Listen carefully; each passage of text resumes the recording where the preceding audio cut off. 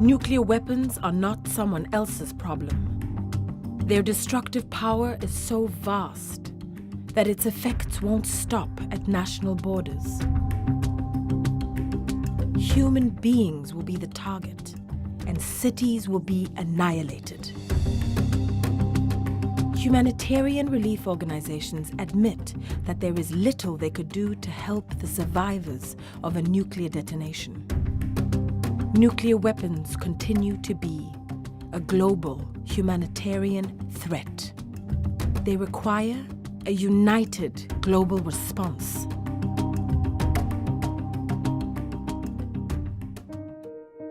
Injustice is never someone else's problem. That's what Nelson Mandela understood as he suffered in prison for all those years. A society needs to be based on inclusion and human rights, not divided by the color of one's skin. Our task, of course, is not an easy one, but nor was ending apartheid in South Africa. Through perseverance, conviction, and determination, we defeated the forces of injustice and hatred. We won because we stood on the right side of history.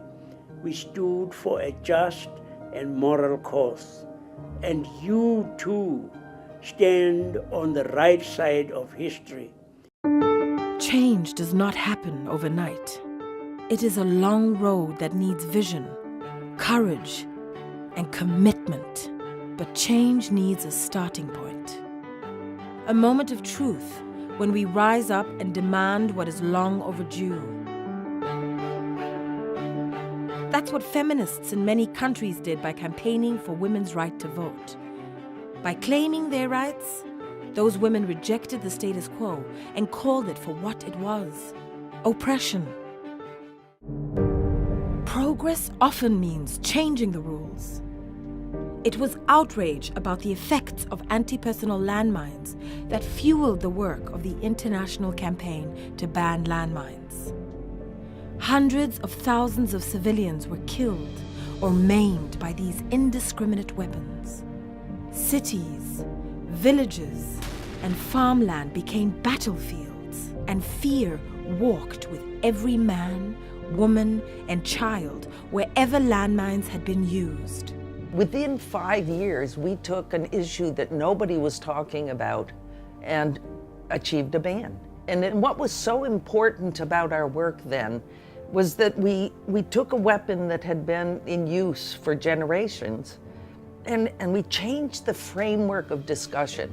We turned it into an issue of humanitarian disarmament. When we were really excited and celebrating the successful negotiation of the Mine Ban Treaty, and then in Ottawa, Canada in December of '97, 122 countries coming together in 2 days to join that treaty, we were often kind of assaulted, if you will, by the media, saying the US isn't there, Russia isn't there, China isn't there.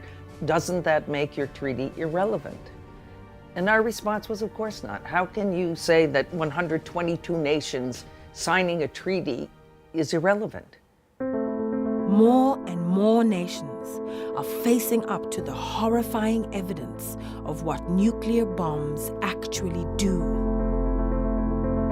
Governments and civil society are shaking off years of complacency and changing the game.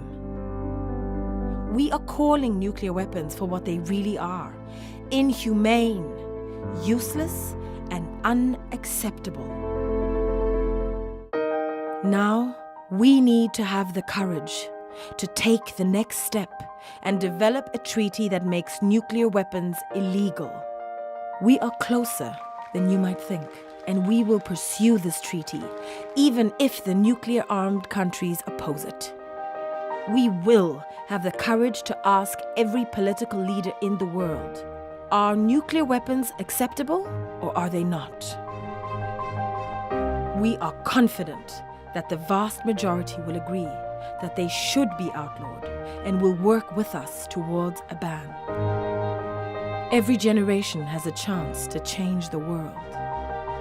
This is the generation that will ban nuclear weapons forever.